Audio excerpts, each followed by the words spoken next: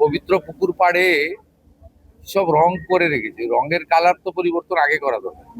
ওগুলো ঠিক আধ্যাত্মিক বা সাত্বিকতা বা আমাদের সংস্কৃতির সঙ্গে মানানসই রং নয়।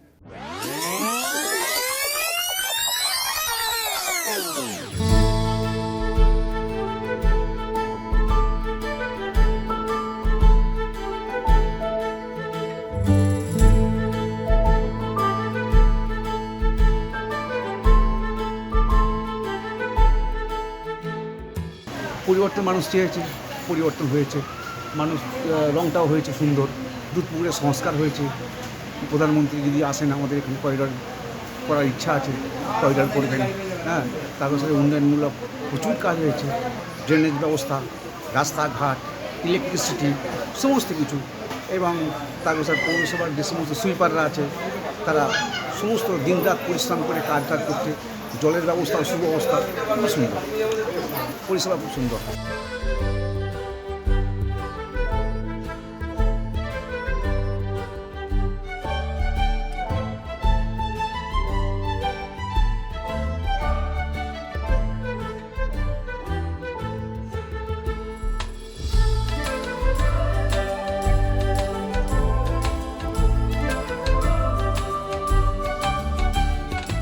দুই মিনিস্টার ছিলেন, আমরা প্রথম পরিদর্শন করলাম যে মাটিতে প্রধানমন্ত্রীজি আসছেন সেই সভাস্থল। তারপর আমরা পুজো দিলাম, তারপর আমরা আমন্ত্রণপত্র বিলি করলাম।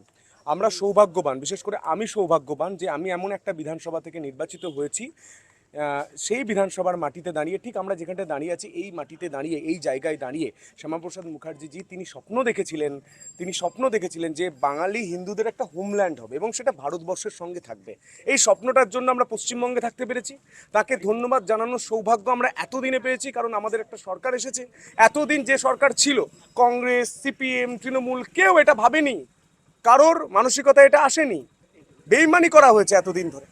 আজ এই সরকার আসার পর প্রধানমন্ত্রীজি নরেন্দ্র মোদীজি এবং আমাদের মুখ্যমন্ত্রী শুভেন্দু অধিকারী সহ আমাদের গোটা মন্ত্রিসভা এবং আমাদের বিচার পরিবার প্রত্যেকে ঠিক করেছে যে 20 তারিখ আমরা পশ্চিমবঙ্গ দিবস পালন করব এবং এই মাটিতেই সেই পশ্চিমবঙ্গ দিবস পালন হচ্ছে।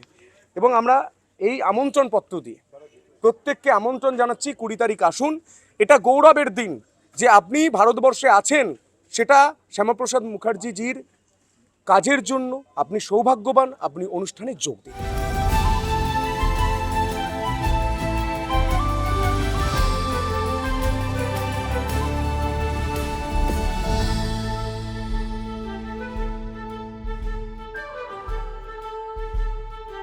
ফলো করুন সংবাদ প্রতিদিন ডিজিটাল।